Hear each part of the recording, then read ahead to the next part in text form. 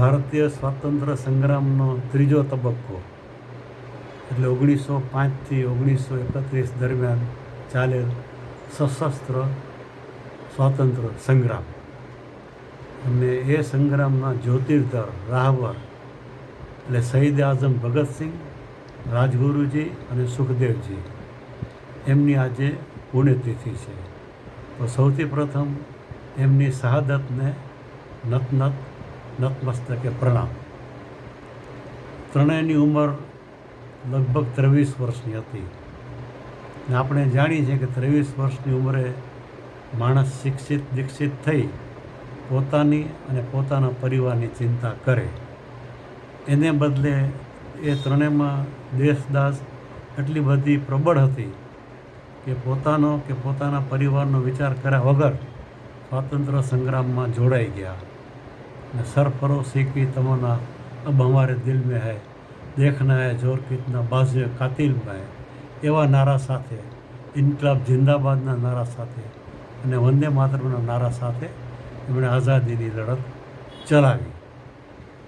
અને આજથી લગભગ 95 વર્ષ પહેલાં 23મી માર્ચ 1931ને દિવસે એમને ફાંસી આપવામાં આવી. ભગતસિંહજીની વાત કરું તો એક ક્રાંતિકારી હોવા ઉપરાંત એ સારા વિચારક હતા. એમના જેલવાસ દરમિયાન અને જેલવાસ પહેલાં એમણે કાર્લ માર્ક્સ સહિત જુદા જુદા વિદ્વાનોના પુસ્તકોનો અભ્યાસ કરેલો અને પુસ્તકોનો અભ્યાસ કર્યા પછી એમણે પોતાના વિચારો લેખિતમાં મૂકેલા છે.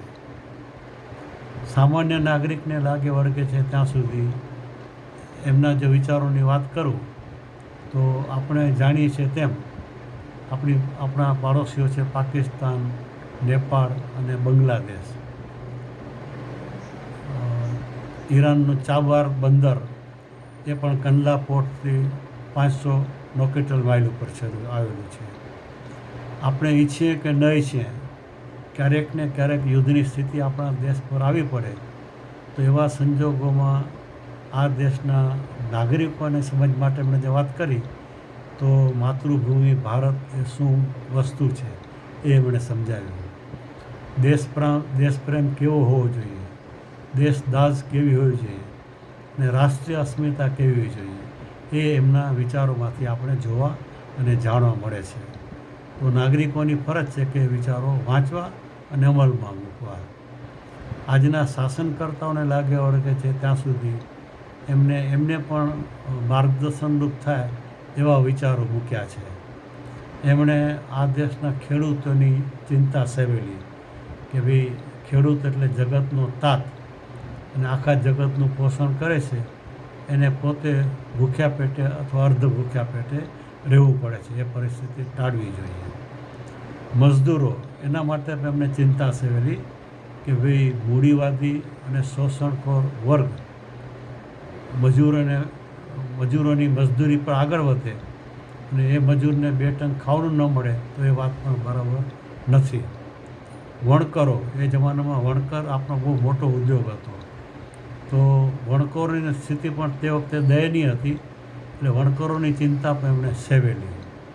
અને બીજી મહત્ત્વની વાત એમ કરી કે બે જુદા જુદા કારીગરો છે એમની મહેનતથી જુદા જુદા ભવ્ય બંગલાઓ અને ભવ્ય ઇમારતોનું નિર્માણ થાય છે અને એમાં ધનિકો એશો આરામથી રહે છે.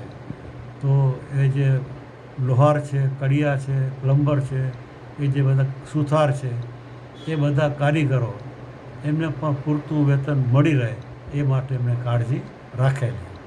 એટલે આજના શાસનકર્તાઓ માટે પણ એ જરૂરી છે કે શહીદ આઝમ ભગતસિંહના વિચારો વાંચે, સમજે અને શક્ય એટલો એનો અમલ કરે.